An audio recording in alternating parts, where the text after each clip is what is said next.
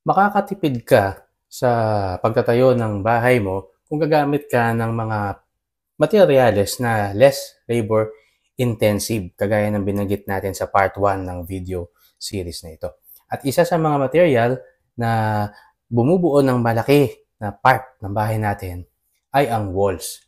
Kaya kung gagamit ka ng walls na hindi na kailangang ikamada ng matindi, lagyan ng maraming semento at palitadahan, makakatipid ka sa labor.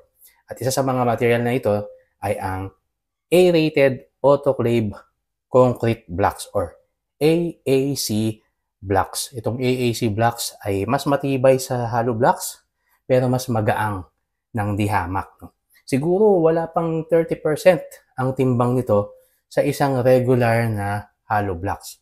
So dahil mas magaan ito, syempre mas maliit yung magiging sizes ng mga structural members o ng mga sasalo sa kanya sa structural, kagaya ng beams, poste, at foundation. At syempre, walang palitada, lesser ang labor, mas makakasave ka ng malaki sa labor. Although mas mahal ang material, pero mas mabilis ang construction.